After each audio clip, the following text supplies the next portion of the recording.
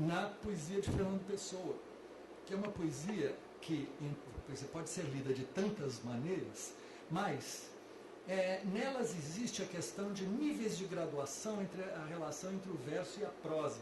Né?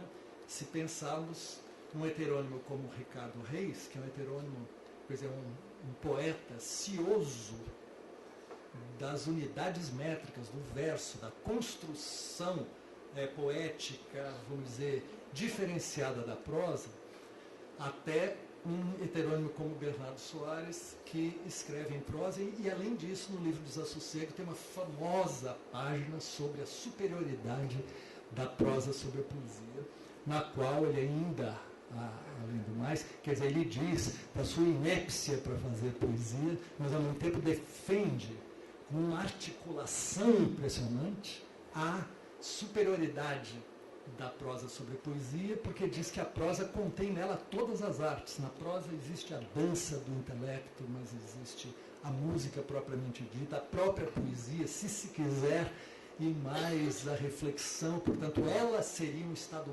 pleno, né, da língua, né? Isso do ponto de vista Bernardo Soares, que evidentemente não é o ponto de vista Ricardo Reis, que ao contrário, ao fazer a exaltação do mestre Alberto Caeiro, faz, no entanto, um reproche, uma crítica ao mestre, né, dizendo que ele justamente tem um verso muito solto, muito desprendido e pouco atento justamente às especificidades do verso, que são, vamos dizer, a construção rigorosa da forma.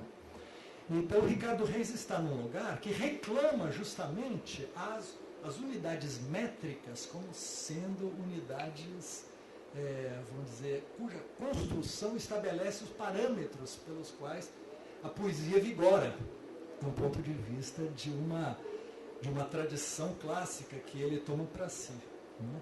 Criticando Alberto Caeiro por um lado e comentando. Quando nós temos aqui na obra poética do Fernando Pessoa, na edição da obra poética, a abertura dos poemas de Álvaro de Campos vem com um texto com anotações de Ricardo Reis, em que ele diz também que Álvaro de Campos ele faz uma poesia que poderia ser prosa, ele diz. Aquilo é prosa, só que é uma prosa com pausas, ele diz. E poderia perfeitamente escrever em prosa, ele diz, se ele estabelecesse um sinal gráfico, que seria uma barra reta, onde ele marcaria as pausas que ele quer. Isso é extraordinário, porque ele está dizendo que aquilo é prosa, mas só que não é propriamente prosa, porque há justamente essa tal barra seria a marca do enjambement. Ela seria exatamente isso. Ela é prosa. Ele diz, não é, taxativamente, Álvaro de Campos faz poesia que é prosa. Ela só se distingue, não é, da prosa porque ela introduz, não é, cesuras, suspensões e atos, não é, que são rítmicos ou que são puramente mentais e necessários a ela. Não é? Se ele fizesse isso, estabelecesse esta barra, não é, inteiramente vertical, ele estaria escrevendo em prosa. Mas aí diríamos, apoiado no que estamos vendo aqui. Seria prosa, mas a prosa com enjambement. E, portanto, nesse sentido, estaria, justamente, na verdade, esse é um texto muito engenhoso para como que localizar o cerne da questão desse lugar que distingue a poesia da prosa, né?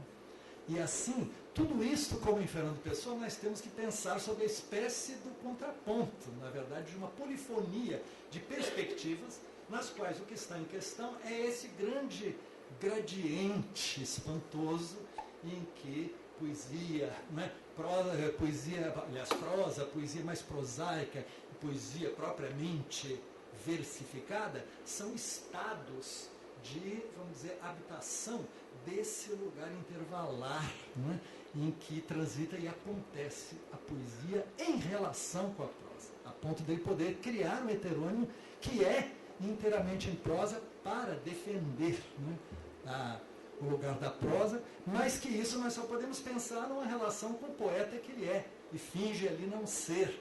E é isto que, na verdade, reconstitui, né, a integridade dessa questão, a completude, o alcance, o arco dessa questão que estamos colocando